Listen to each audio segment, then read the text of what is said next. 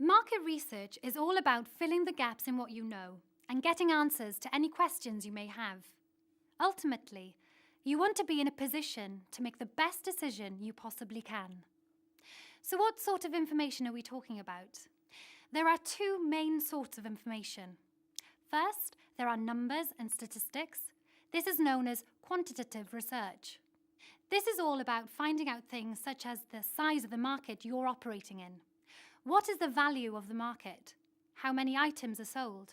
Or if you're in the business-to-business market, how many contracts are available to bid for? How many customers are there?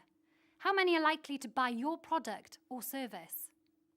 You'll want to know how many businesses are already competing in this market and what market share they each have. You'll also want to know how fast or slow the market is growing. After all, if it's static or declining, you may decide it's not the place to be. Some of this information is available from published reports. There's more about the various sources of this type of information in other sections of this guide. Check it out. Sometimes the published data won't give you enough detailed information. In this case, you may want to conduct your own research using surveys or questionnaires. For example, if your business is designing websites, you may want to conduct a short survey with local businesses to find out how many of them have a website and how often they change the design.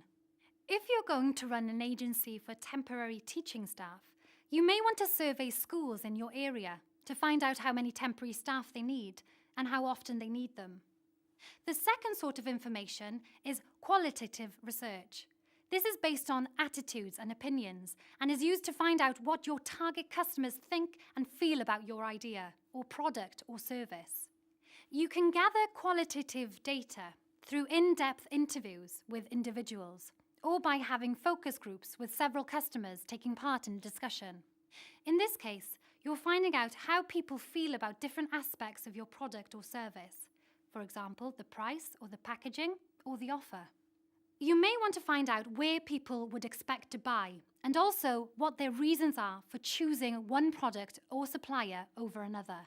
Again, there's more about how to do this sort of research in other sections of this guide. You can find out what sort of questions to use and how to structure your research. Both types of research provide valuable information. Ideally, you'll want to use a mix to get a reliable picture of the market. Remember, you're gathering information to help you make a better decision, so keep focused and be realistic.